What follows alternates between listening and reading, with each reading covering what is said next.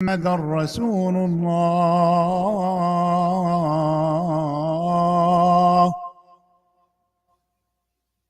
حي على الصلاة،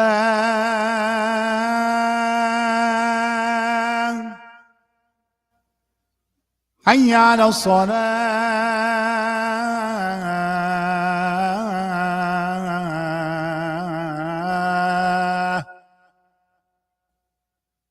حي على الفلاح،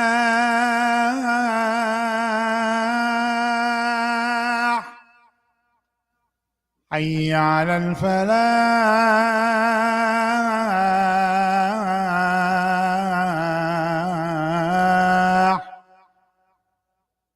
الله أكبر، الله أكبر، لا إله إلا الله.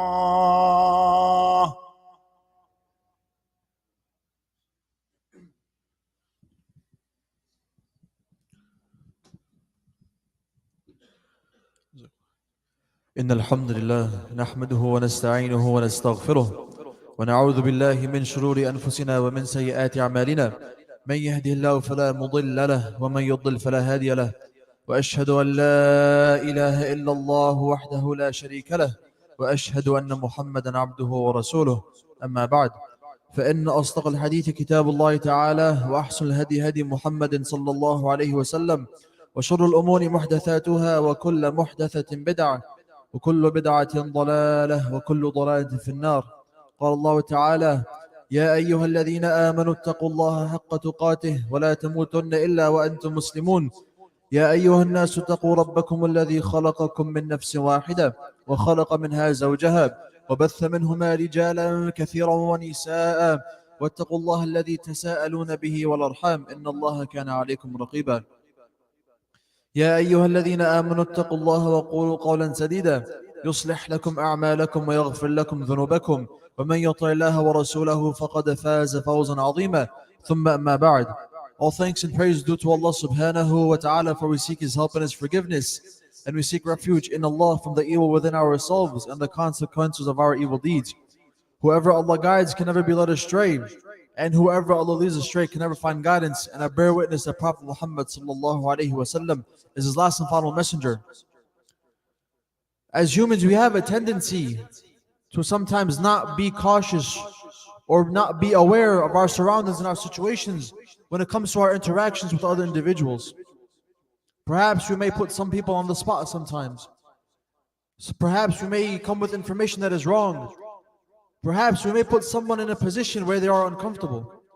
And all of this ties into the topic of today, which is advising people in Islam, advising someone in Islam. Now, there's a few criteria that comes with advising people. There is no age, there is no, color, whatever, it's nothing. The main topic or the main idea or main concept behind advising someone, or the main priorities, is that someone knows what they're speaking about. Inshallah, we'll talk about that later on in detail. But Rasulullah sallallahu alaihi wasallam, as with all other things,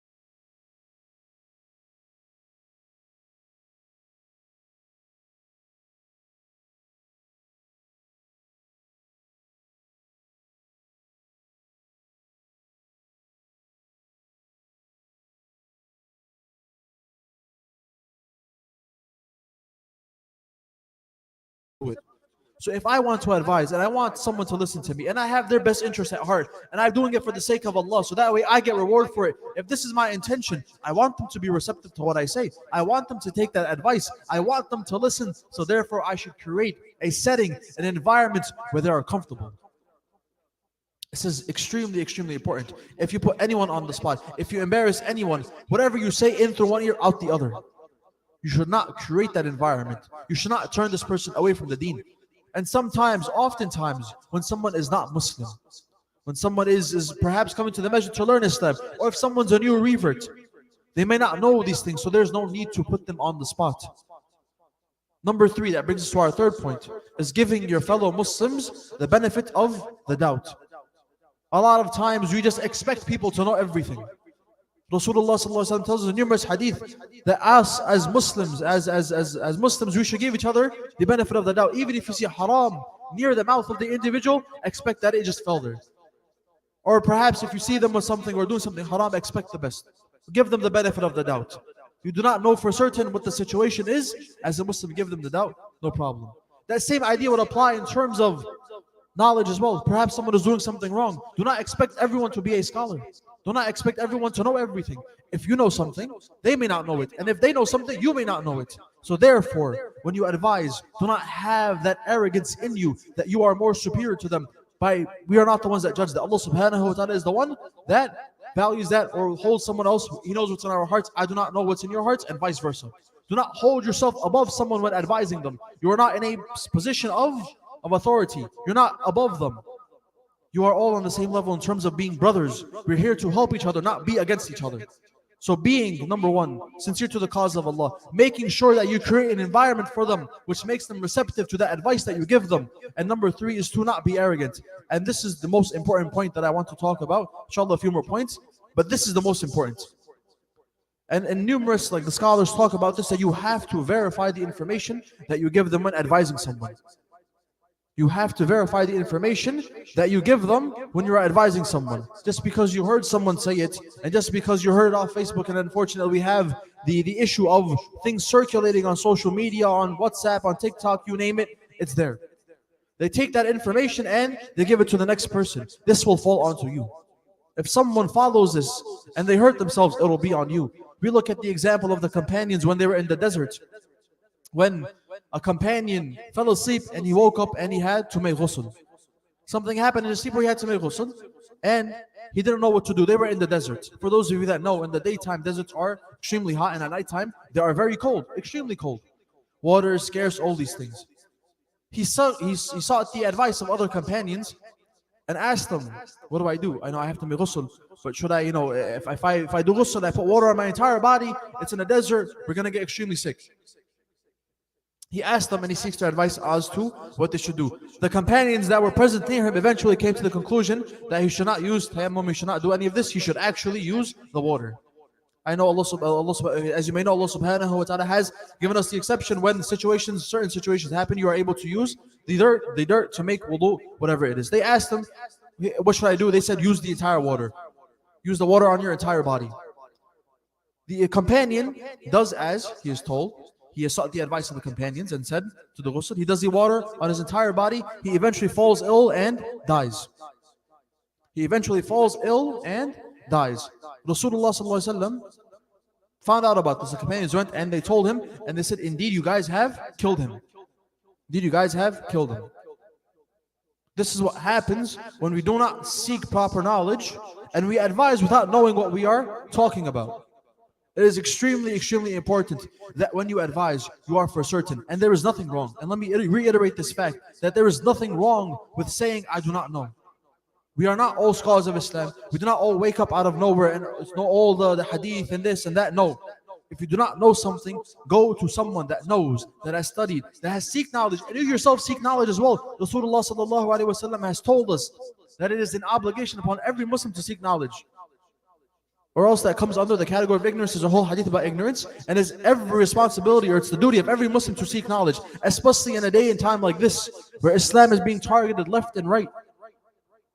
It's important that as Muslims, young Muslims, old Muslims, that we seek knowledge, so that way we are able to not only defend our deen but answer questions that our fellow peers may have, and at the same time questions that you yourself may have.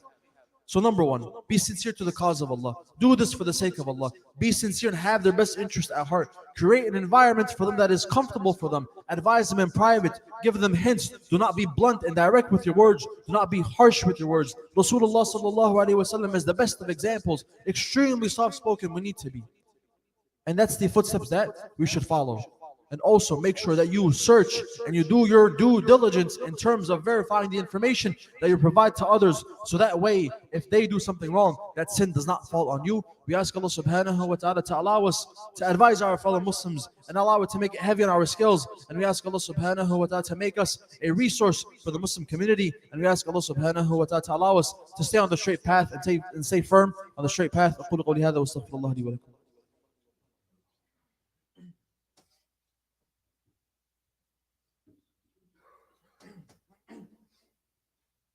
Bismillah, alhamdulillah, wa salatu wa salam ala rasulillah, ma ba'd.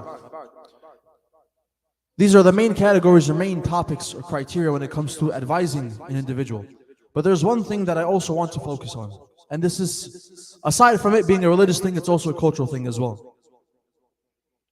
When we advise someone, or when someone comes to give you advice, it's important that as Muslims, we do take advice from others. I am not perfect. You guys are not perfect.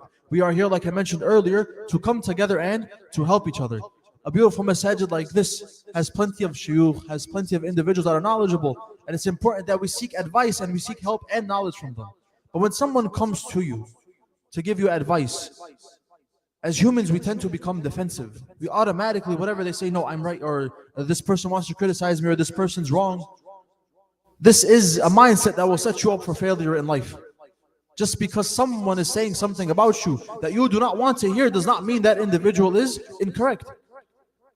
One of the best advices someone has given me is to take advice and be receptive to advice from everyone, especially those that are in the position that you want to be in. To take advice from everyone. Of course, you have to filter through the advice. Taking advice from some individuals, sometimes people will come to you and they will want to just criticize you for no reason. But whenever someone comes to you, do not completely close the door on the advice that they are giving you. Do not think that everyone is coming to attack you. That is not the case. We're not that special. No one's just going to come to you for no reason and criticize you. So be receptive to the advice that they're giving. If someone's older than you, if someone is older than you, they're not scholars, doesn't matter. And if someone's younger than you as well, do not close the door on them just because they're younger than you. Especially to older people as well. If a student comes to you, if a younger person comes to you, if a niece, nephew, son, whatever comes to you, be receptive to their advice. For perhaps what they may be saying is correct. And for the younger ones, if your parents come to you, your uncles, your aunts, your shuyukh, your teachers, your brothers, if they come to you just because they are related to you, or just because of a certain relation you may have with them, or just because of whatever factor it is, do not close the door of the advice on them. Perhaps what they may be saying is correct.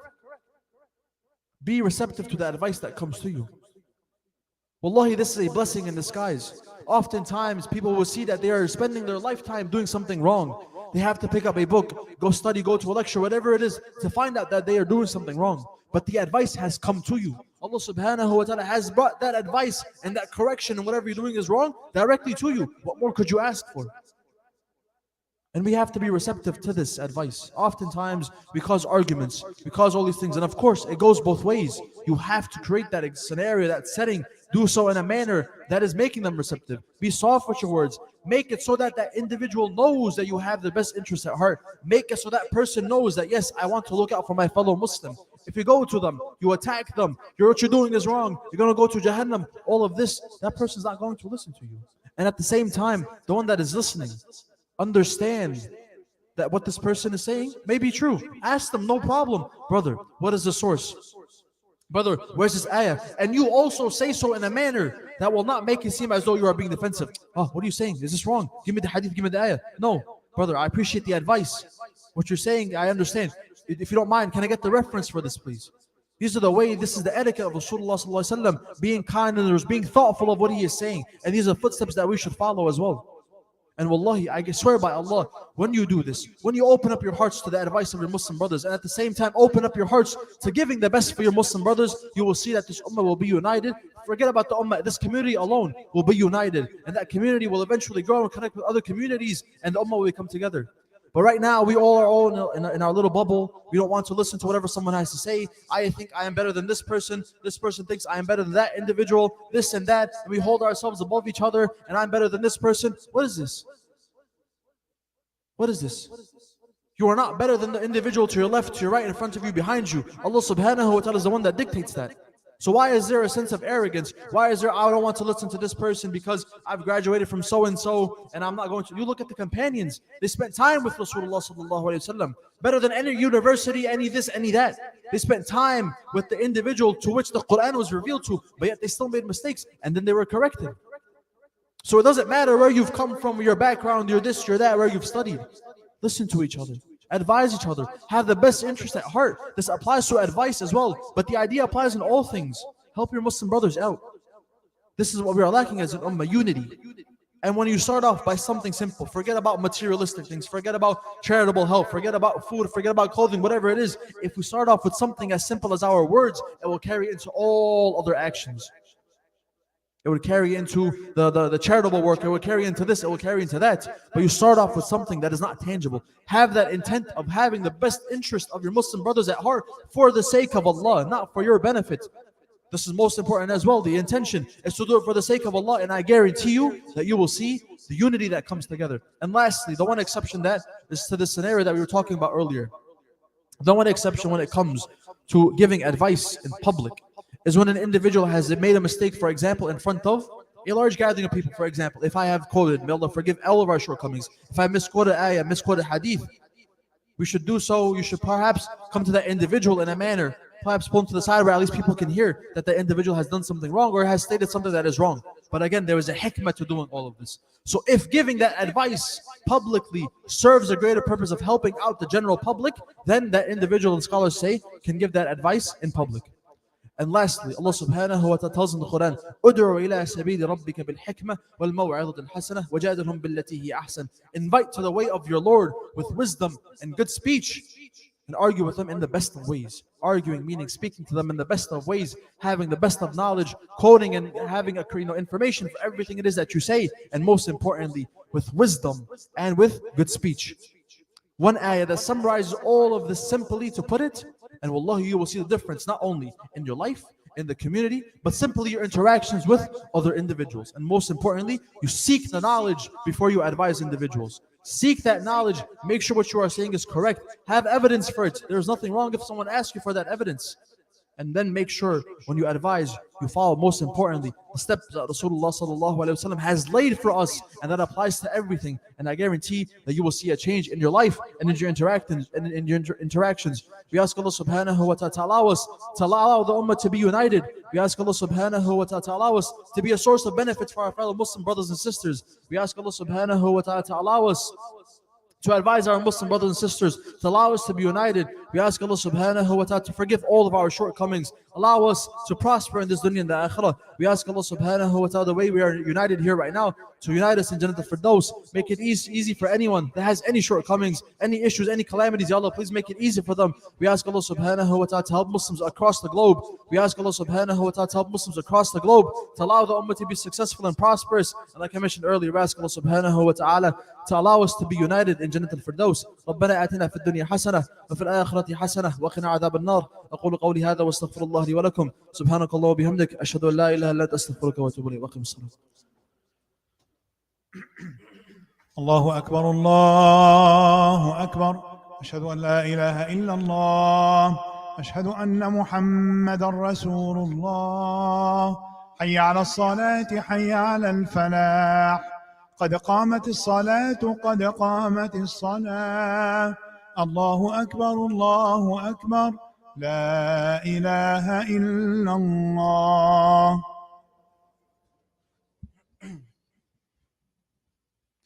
استقيموا واستغفروا الله صورتكم.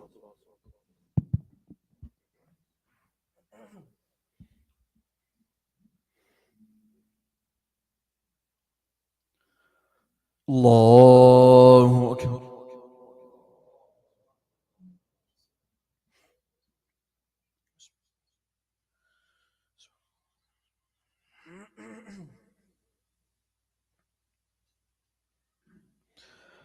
الحمد لله رب العالمين الرحمن الرحيم مالك يوم الدين إياك نعبد وإياك نستعين اهدنا الصراط المستقيم صراط الذين أنعمت عليهم غير المغضوب عليهم ولا الضالين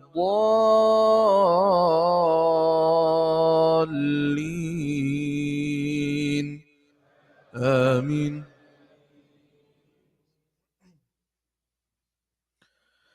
إن الذين آمنوا وعملوا الصالحات كانت لهم جنات الفردوس نزلا خالدين فيها لا يبغون عنها حولا قل لو كان البحر مدادا لكلمات ربي لنفد البحر قبل أن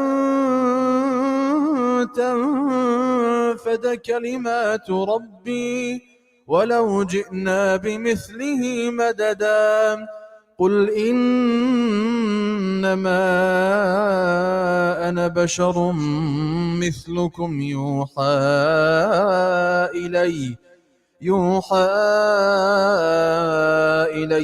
أنما إلهكم إله واحد فمن كان يرجو لقاء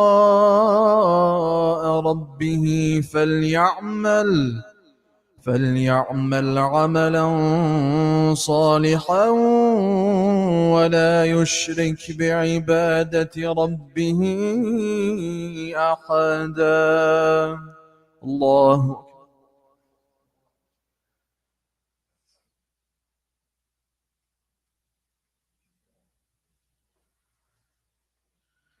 سمع الله لمن حمده. الله أكبر.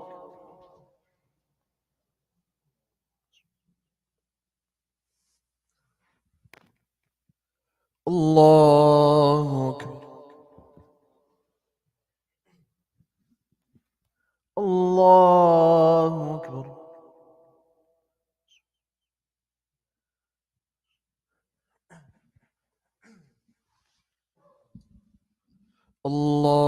الله أكبر. الحمد لله رب العالمين الرحمن الرحيم مالك يوم الدين إياك نعبد وإياك نستعين اهدنا الصراط المستقيم صراط الذين أنعمت عليهم غير المغضوب عليهم ولا الضالين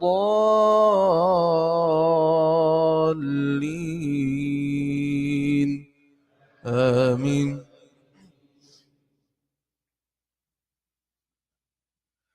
وما أرسلناك إلا رحمة للعالمين قل إنما يوحى إلي أنما إلهكم إله واحد فهل أنتم مسلمون فإن تولوا فقل آذنتكم على سواء وإن أدري أقريب أم بعيد ما توعدون إنه يعلم الجهر من القول ويعلم ما تكتمون وإن أدري لعله فتنة لكم ومتاع إلى حين قال رب احكم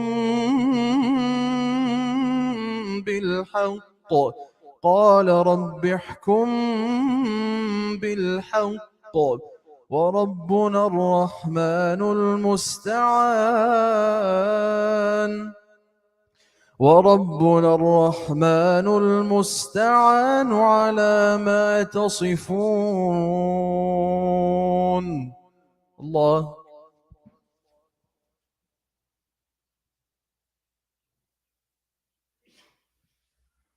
سمع الله لمن حمده. الله أكبر.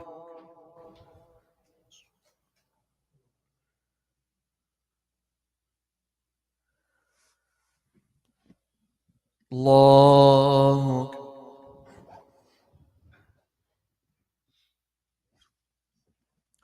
الله أكبر.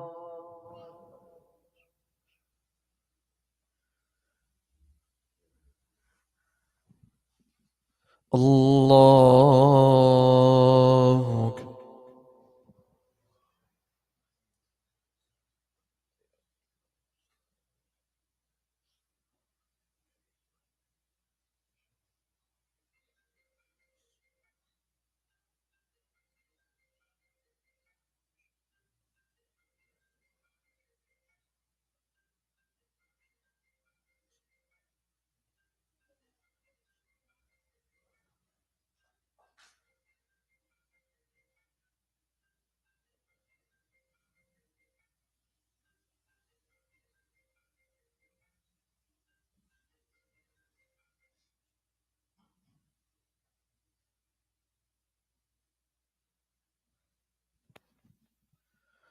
السلام عليكم ورحمة الله. السلام عليكم ورحمة الله.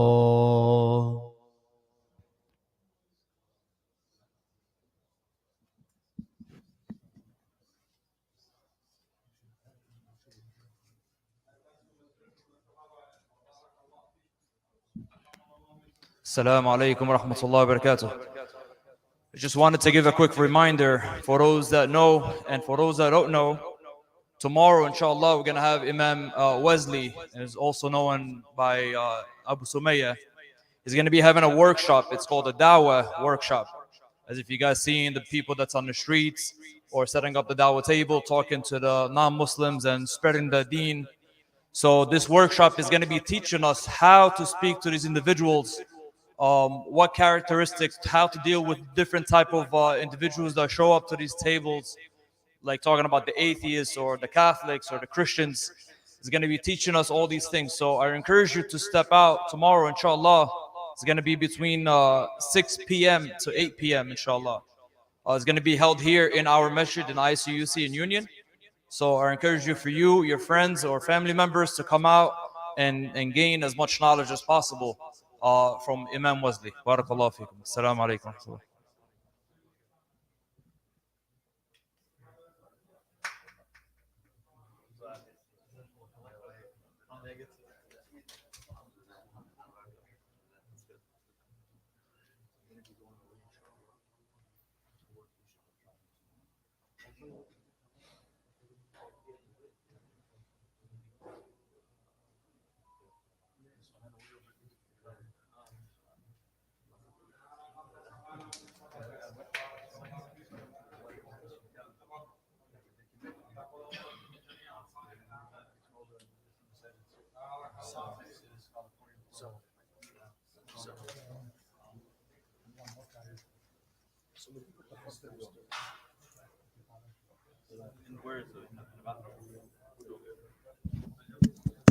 Assalamu alaikum wa rahmatullah.